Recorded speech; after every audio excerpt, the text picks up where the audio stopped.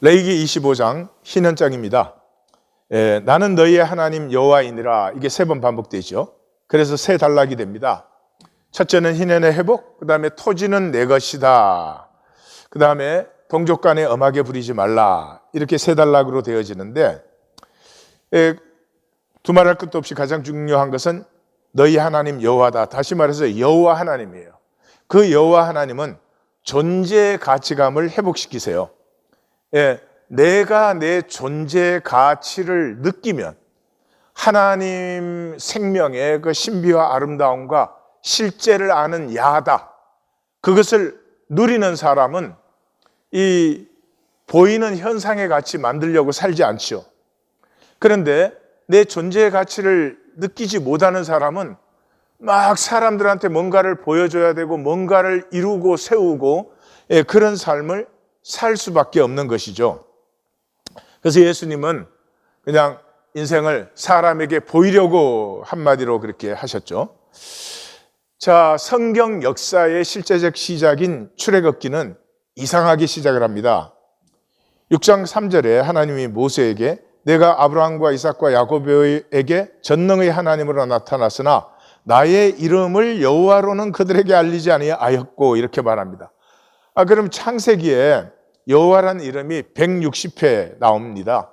특별히 아브라함을 만나고 난 12장부터 50장까지는 100회 이상이 나와요. 대표적인 게 22장 14절이죠. 그 이삭 제사를 막으시고 그 수양을 대신 그 제물로 준 다음에 여호와 이레라고 이름을 주었으니 여호와라는 이름을 모를 수가 없죠. 뿐만 아니라 계속해서 15장 7절은 그 하나님과 아브라함이죠. 그때는 이렇게 첫 계약식입니다. 그래서 제물을 딱 쪼개놓고 양쪽에서, 그게 고대 계약 의식이에요. 양쪽에 서서 나는 우르에서 너를 이끌어낸 여호와다라고 분명히 말씀하세요, 아브라함에게. 그 다음에 22장 14절은 여호와 이레고, 24장 35절에 가면 아브라함의 종이 이제 이삭의 아내 리브가를 데리러 가서 여호와께서 나의 주인에게 이 온갖 복을 주셨습니다 라고 말하고 40절, 42절, 48절, 50절, 51절, 56절에 계속 여호와의 이름이 소개됩니다.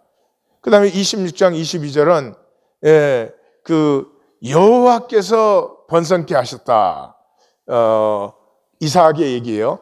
또 24절에는 보면 그 밤에 이삭이 우물을 파면 뺏기고 쫓겨간 그 밤에 여호와께서 그에게 나타나셨어요. 그래서 브엘세바의 역사가 이루어졌죠. 27장 20절은 그 야곱이 아버지 앞에 들어가서 이렇게 거짓말하는, 털 붙이고 그런 데죠. 어떻게 이렇게 일찍 고기를 잡았느냐, 그러니까 여호와께서 순조롭게 사냥감을 만나게 해주셨습니다. 이러니까 이 아브라함, 이삭, 야곱이 여호와 이름을 몰랐다는 건 말이 안 되잖아요.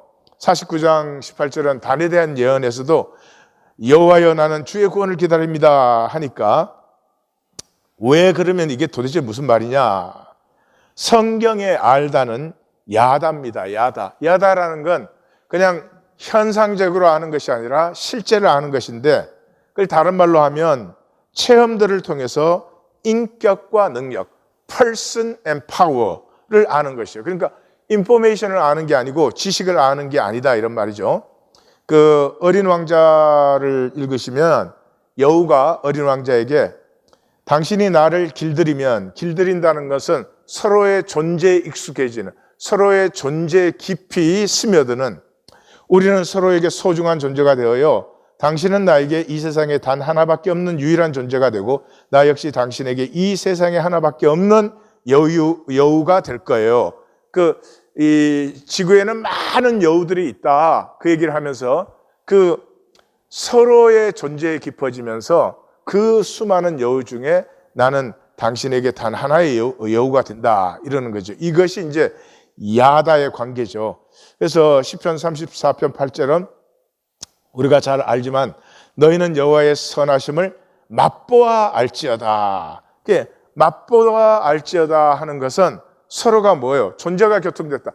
쉬운 말로 하면 be touched. 너는 나에게 의해서 터치됐고 나는 너에 의해서 터치됐어요.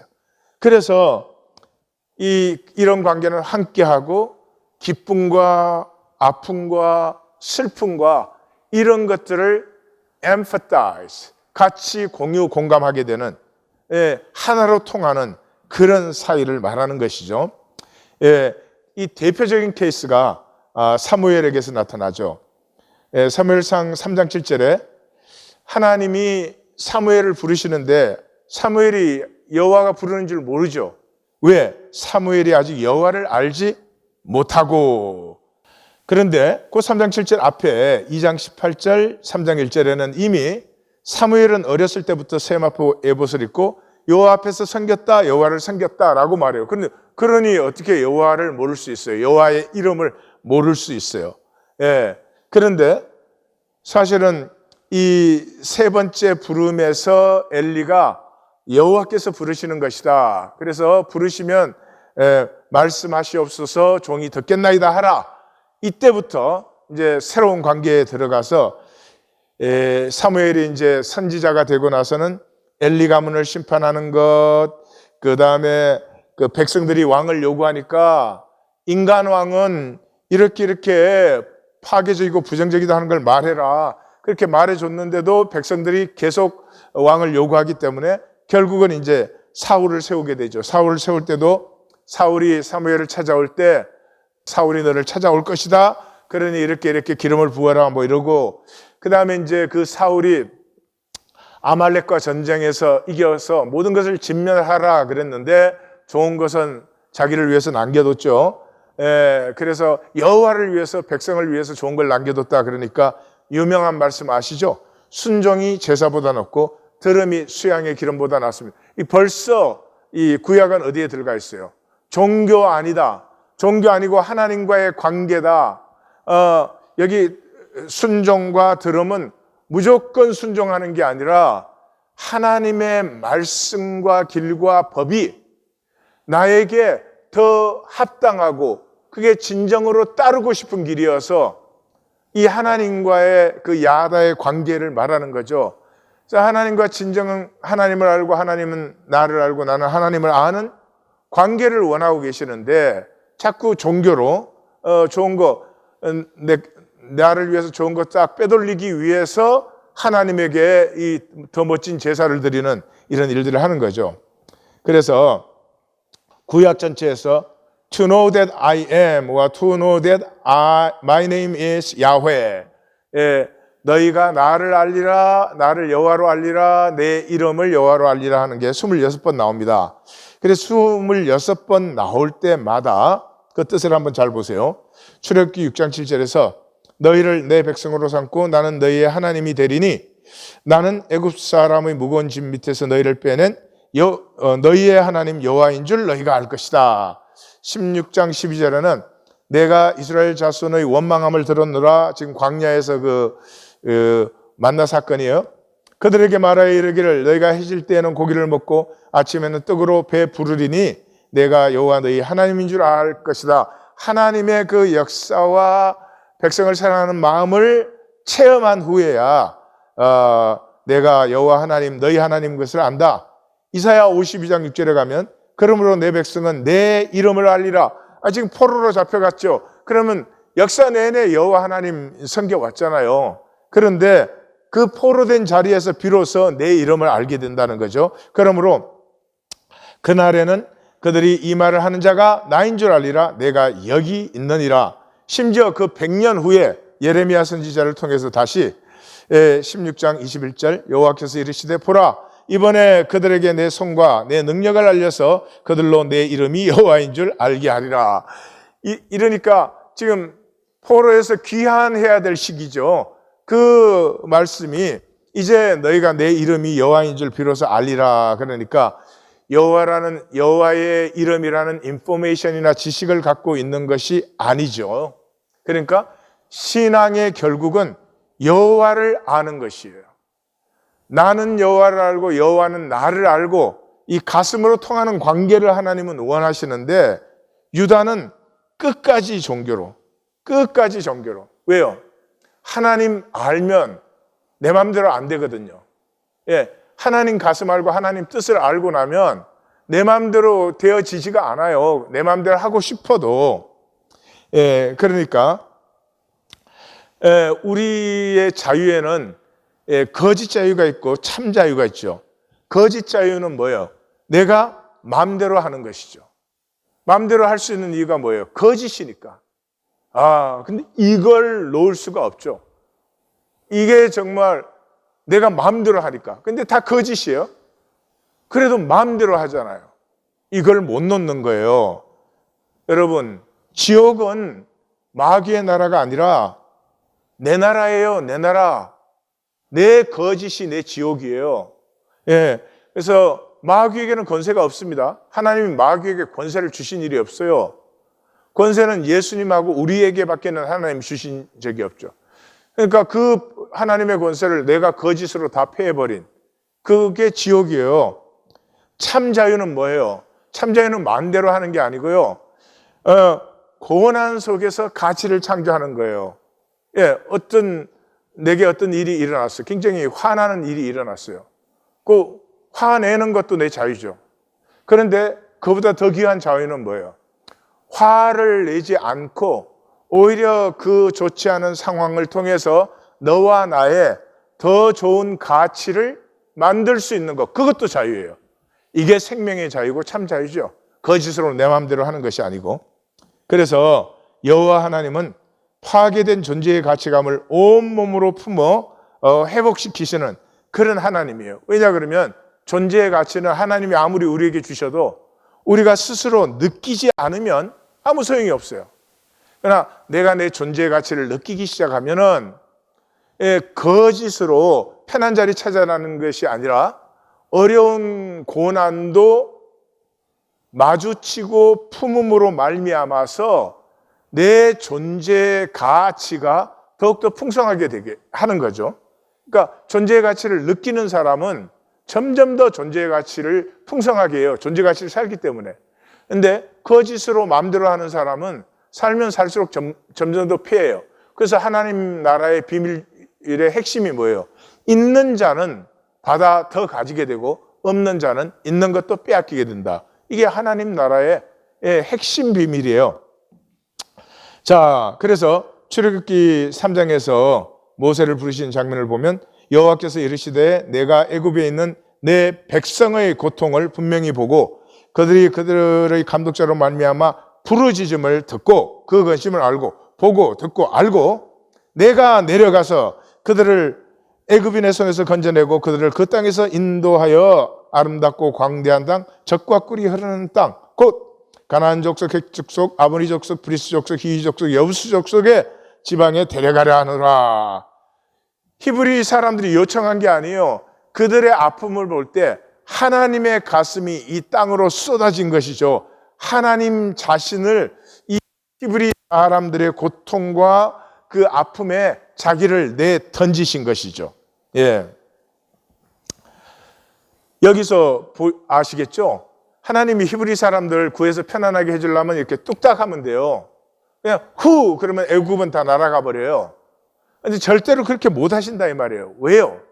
히브리 사람들이 스스로 자기 존재 가치를 느껴야 되기 때문에. 예. 그래서 그 자기 자신을 그 고통 속에 던짐으로 말미암아서 그 십자가죠. 그 십자가의 하나님을 만난 사람은 뭐 구원받았다 그런데 그 구원받았다는 말이 뭐예요? 자기 존재 가치를 이제 만난 거죠.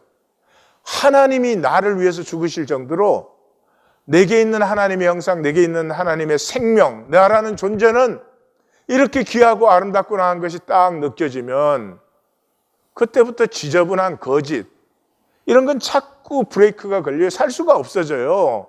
그냥 뭐 천박한 계산 이익 챙기는 거 그런 거 옛날에 그렇게 했거든요. 근데 그게 이상해요. 내가 그랬을 리가 없을 것 같아요. 어떻게 내가 그렇게 했을까? 아마 그건 꿈이었겠지 뭐 이런 정도로 느껴지는 거죠. 그래서 이 기사에는 히브리 사람의 하나님 여호와, 히브리 사람이라는 것은 강을 건넜다는 뜻이거든요. 그때 이제 제국들이 막 역사에 일어나기 시작하면서 제국의 압제와 학대와 그 고통을 견딜 수가 없어서 제국을 탈출해서 강을 건넌 사람, 그게 히브리 사람이에요. 우리 성경의 하나님 여호와는 히브리 사람의 하나님이에요. 그 고통 속에 자기가 창조한 자기의 그 생명들 속에 자기를 던지는, 그래서 이 히브리 사람의 하나님 여호와라는 말이 3번씩 2번, 6번이 나와요. 그래서 제국의 압제를 피해 강을 건넌 사람들이 다시 제국의 가축이 되어 잡혀 먹고 있는 판이잖아요. 그런데 이 압제는 구조의 문제가 아니에요. 구조를 바뀌면 우리 역사는 인간은 계속 구조를 바꿔와요. 그래서 민주주의는 뭐 이제 압제가 다 없어진 것처럼 얘기하지만 민주주의에 있는 압제나 옛날 전제주의의 압제가 다르지 않아요. 눈 감고 아웅이지. 예, 압제는 구조의 문제가 아니에요. 그럼 뭐의 문제? 죄의 문제, 죄의 문제. 죄의 문제라는 말은 단절의 문제예요. 단절. 그러면 죄는, 단절은 어떻게 해결해요? 사랑을 만나면. 죄는 누가 단절시키는 게 아니에요. 죄 때문에 자기가 스스로 피하고 유리하고 단절되는 거죠. 가인이 그랬잖아요. 그런데 내 존재 가치를 느끼게 하는 사랑을 만나면 이제는 더 이상 피하고 유리하고 지키는 것이 아니라 열고 통하고 느끼고 하나 되는 이런 역사가 일어나는 거죠. 자기 존재를 가치 있게 느끼고 가치 있게 나누기 시작하는 거죠. 그래서 그러므로 신앙은 여호와를 맛보아 알지 못하면 불가능해요. 이 세상은 짐승의 세상이잖아요. 짐승의 세상이 뭐 약육강식 하는 데 아니에요. 여기는 힘없으면 참 비참한 데예요. 거기서 어떻게 어린이같이 살아요? 그건 안 되는 말이에요.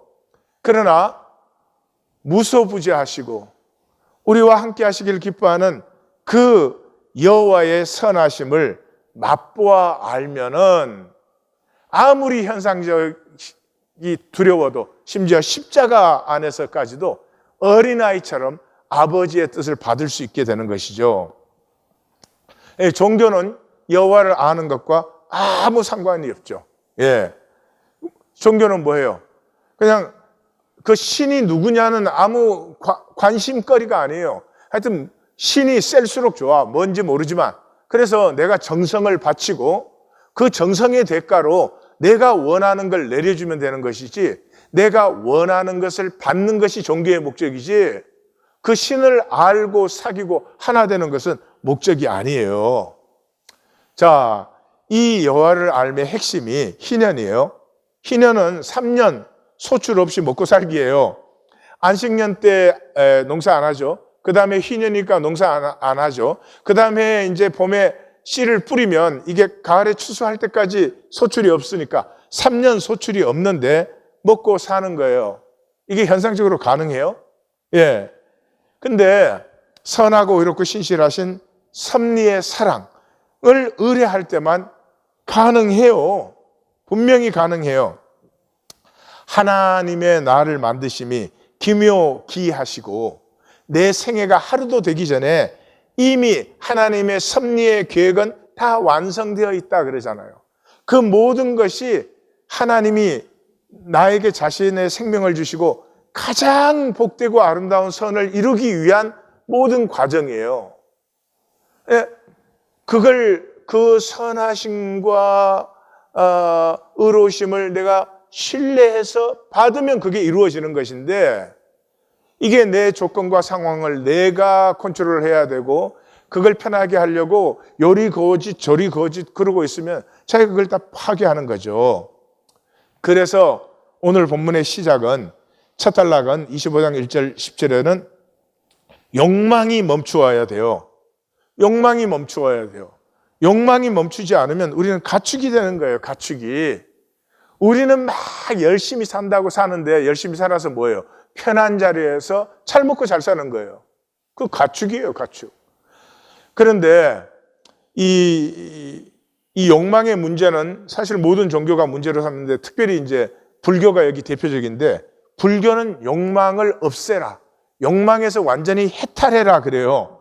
근데 그게 될 수 있나?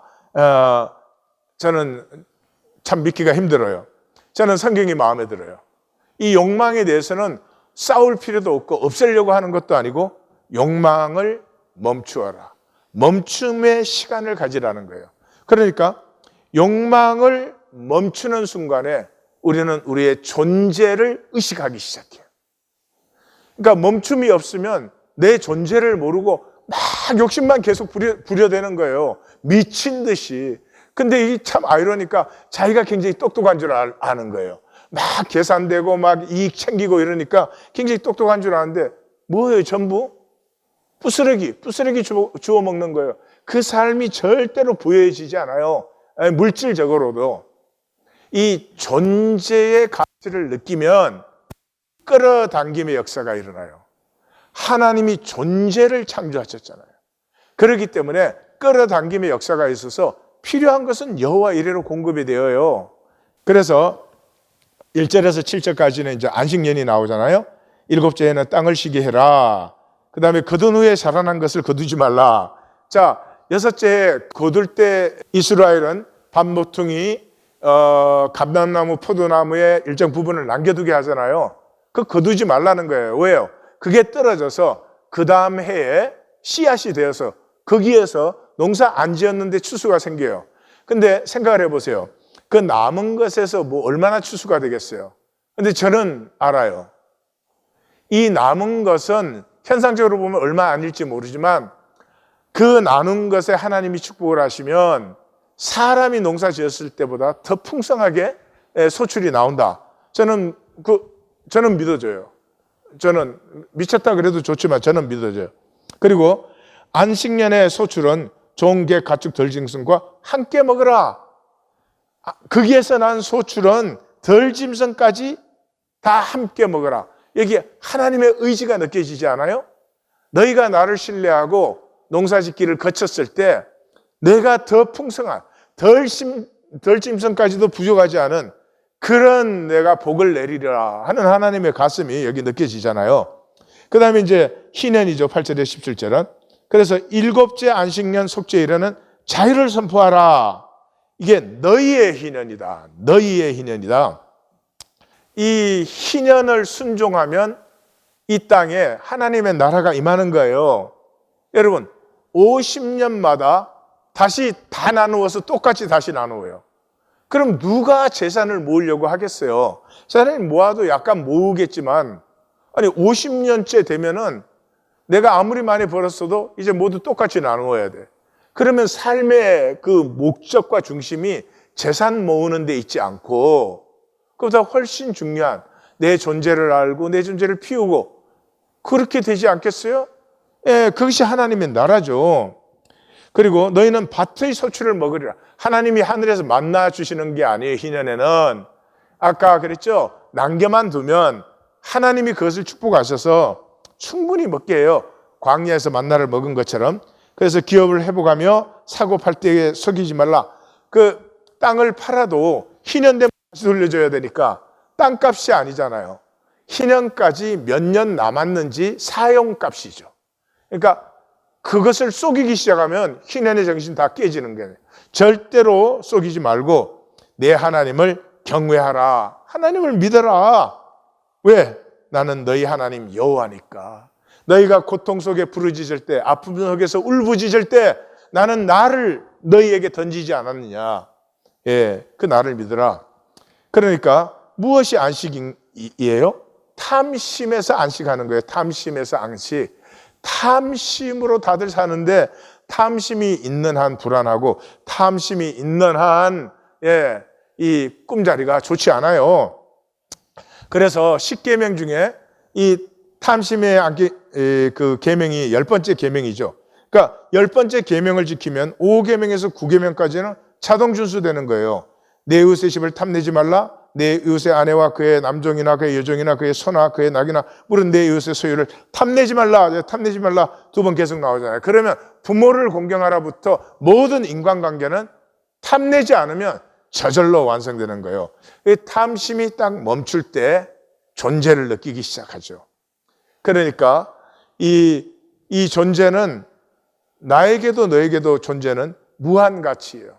존재에는 신비가 들어있고 아름다움이 있고 야다가 있어요. 야다가. 여기에서부터 삶은 새로워져요. 제 아내가 아주 어이없는 실수를 한번 했어요. 그래서 제가 굉장히 어렵고 난처한 상황에 들어갔습니다. 그 어떻게 해요? 하나하나 이제 해결을 해서 나오는데 이렇게 해결을 해서 나오는 동안에 뭐 굉장히 힘들고 짜증이 났죠. 그 다 하고 나서 제가 제 아내에게 이렇게 그 한마디 했습니다. 어떻게 그렇게 할 수가 있어? 그랬나? 뭐 왜 그랬나? 뭐 등 한마디를 딱 했어요. 그것도 많이 절제가 된 거라고 생각할 수 있겠죠. 한마디를 했어요. 그리고 저는 이제 드디어 차에 딱 타고 제 일을 위해서 이제 출발을 했습니다. 이미 시간은 많이 늦어져 있죠. 그러나 차를 딱 탄 순간에 제 가슴에 왜 그 한마디를 했을까? 그냥 모르는 척 나중에 얘기해 주면 되고 왜 그 잘못을 꼭 지적을 해 주는가? 왜 내가 더 큰 사람이 될 수 있었는데 왜 더 큰 사람이 되지 못했나? 그게 굉장히 가슴 아프더라고요. 그 순간 생각을 해보니까 이게 선악과예요. 너는 잘못했고 나는 잘했다 이 말이에요. 그 순간에 너는 잘못했다는 걸 내가 확인해 줘야 되는 거죠. 이 굉장히 비열한 짓을 한 것이죠. 그래서 그때 아주 절실했습니다. 앞으로 나는 절대로 남의 잘못 가지고 내가 잘난 척하는 선악과가 아니라 나는 무엇이든지 더 큰 사람이 될 것이다. 더 큰 마음을 가질 것이다. 그게 아주 너무 간절했습니다. 그래서 그 와이프에게 텍스트를 했어요. 신경 쓰지 말으라고 잘 해결되었고 내가 지금 잘 가고 있으니까 괜찮다. 이렇게 했어요. 해서 다행히 이제 그날 우리 둘 사이에는 뭐 별 어려움이 없었지만 그게 뼈저렸습니다. 왜 더 큰 사람이 될 수 있을 때 나는 그 걸레 쪼가리 같은 내 선악과의 의를 주장했었나. 탐심의 안식. 그 다음에 25장 18절에서 38절까지는 욕망의 안식이에요. 여호와의 주권, 여호와의 통치를 알라. 그래서 18절 시작이 너희는 내 규례를 행하며 내 법들을 지켜 행하라. 그리하면 너희가 그 땅에서 안전하게 거주할 것이다. 안전하다는 말은 인간과도 자연과도 조화가 이루어져 있죠. 그러니까 단절에 피하고 유리하고 지키기가 아니다. 너희가 내 규례, 내 법을 행하면은 모든 관계가 형통과 아름다움의 관계로 들어간다 이 말이죠. 그래서 근데 그 신뢰하는 게 뭐냐? 3년 먹을 것을 염려하지 말라는 거예요. 이게 현상의 사람에게는 말이 안 되죠. 그러나 예수님도 말했잖아요. 들의 백합화를 보라, 공중의 새를 보라. 예, 다 먹고 살지 않아요? 저는 희년해도 굶어 죽는 사람, 아니 오히려 희년하지 않을 때 굶어 죽는 사람이 지금도 전 세상에 얼마나 많은지 모르죠. 이 단락의 핵심은 토지를 영구히 팔지 말 것은 토지는 다 내 것이니라. 이 당시도 그렇고 우리나라도 100년 전까지 이 소유의 중심은 토지였어요. 그래서 100년 전만 해도 부자라는 것은 땅을 많이 가진 사람이었죠. 뭐 지금도 뭐 땅에 다 미쳐 있지만 너희는 거류민이요 동거하는 자로서 나와 함께 있느니라. 다시 말해서 이 토지는 소유의 대표적인 것이죠. 그러니까 내 소유의 허상, 소유는 모두 하나님의 것이에요. 하나님 창조하신 것이에요. 그런데 나의 소유라는 허상에 사로잡히면 이 동족이 소유가 없어서 지금 비참한 상태가 되었는데도 너는 소유가 없지만 나는 내 소유가 있어. 이런 허상에 이 거짓에 이 쏙지 말으라 하는 것이죠. 그래서 너희는 토지 무르기를 하라. 희년에는 무조건 그 토지를 물러줘라. 본래 기업을 되찾게 해주어라. 근데 뭐 그게 이제 성내 가옥, 레이의 성읍과 토지인 경우에는 이제 약간씩의 그 운영의 미가 들어있죠. 그리고 제일 중요한 것은 형제가 파산하면 함께 가라. 그 파산한 자를 너는 너의 소유를 잃어먹었으니까 어쩔 수 없지. 그게 아니라 너희의 소유를 필요를 따라 함께 나누는, 사도행전 4장이죠. 함께 나누고, 그리고 그 파산한 동족에 대해서는 이자를 받지 말아라 그러는 거죠. 그 어떻게 욕망이 안식해요? 여호와의 속량을 체험해야 돼요. 그러니까 이제 1계명에서 4계명까지는 4계명을 준수하면 1에서 3계명까지는 자동으로 준수가 되는 거예요.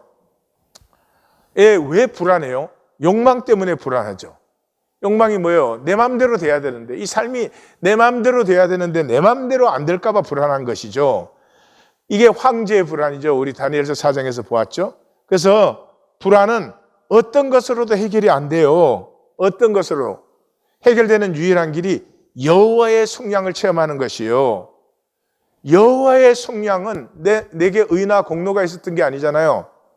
내 존재의 가치 때문에, 하나님이 창조하신 나의 그 복됨 때문에 하나님이 무조건적으로 우리의 아픔과 멸망에 자신을 던지신 거잖아요. 이걸 만날 때만이 나의 진정한 존재의 가치를 느껴요.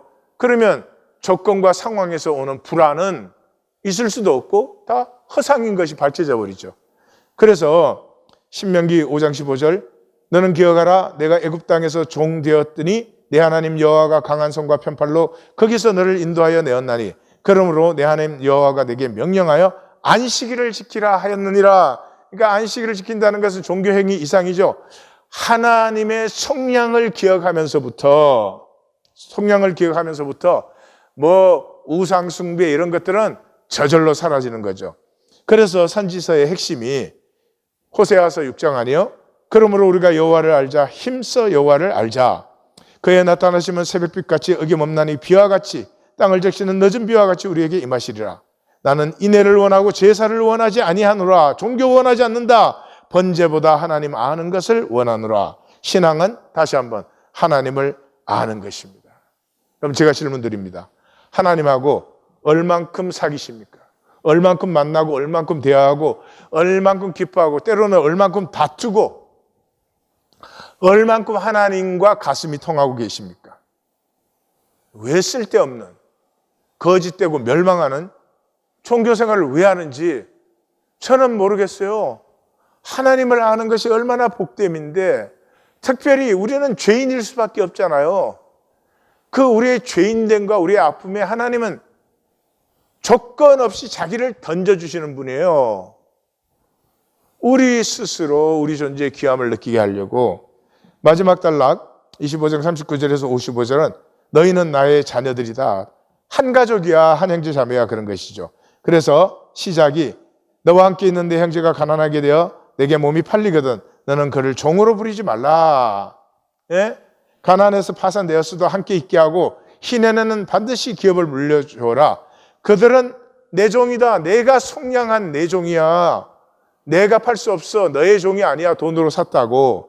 그리고 음하게 부리지 말라는 말을 3번이나 반복하죠. 이 하나님의 가슴이 안 느껴지세요? 종은 이방인 객 거리 중에서 사도록 하고, 이방인에게 동족이 팔린 경우에는 가까운 친척이 무르고 고엘법이죠. 안 되면 희년에는 반드시 속량하라.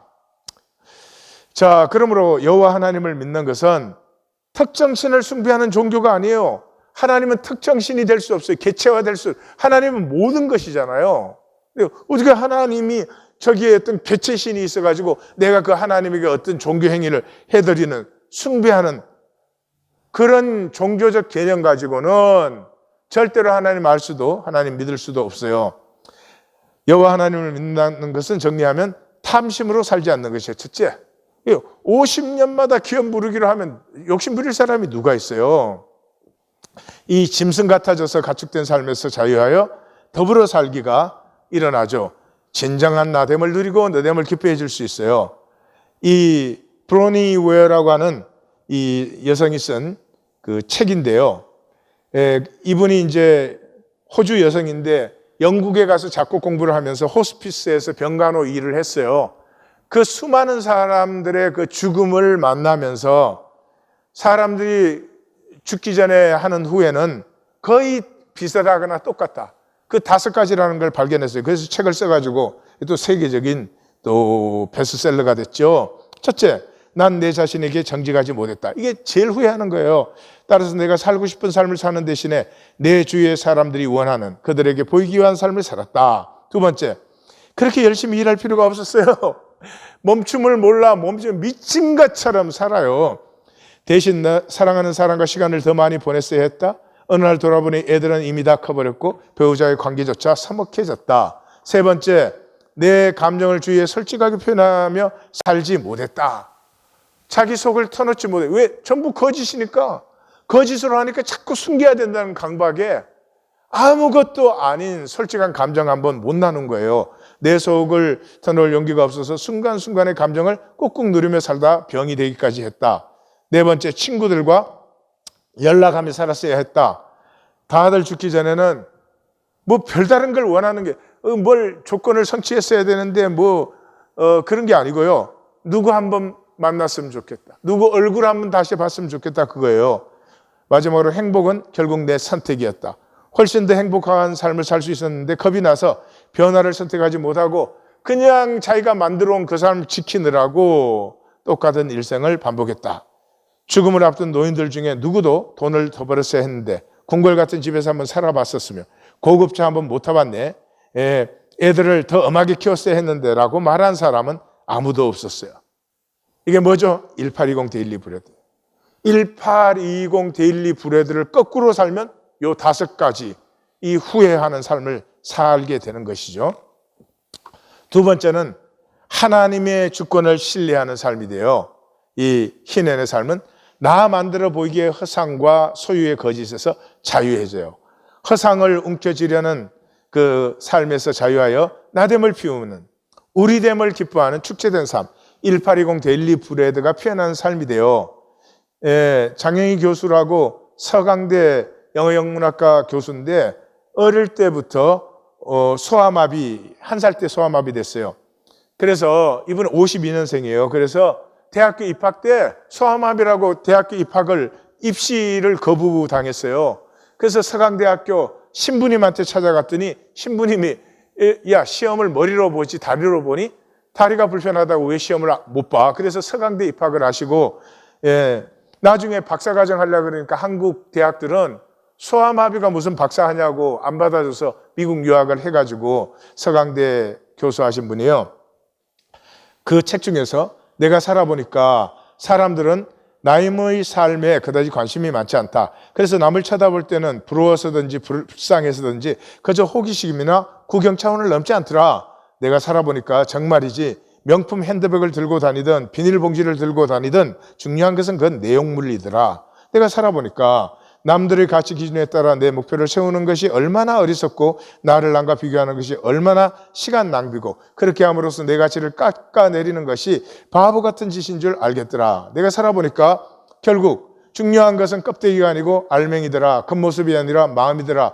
예쁘고 잘생긴 사람은 TV에서 보거나 길거리에서 구경하면 되고 내 실속인 차리는 것이 더 중요하더라. 재미있게 공부해서 실력 쌓고 진지하게 놀아서 경험하고 이 어린아이같이 즐길 줄 알아야 돼요. 진정으로 남에 대해 덕을 쌓는 것이 결국 내 실속이더라.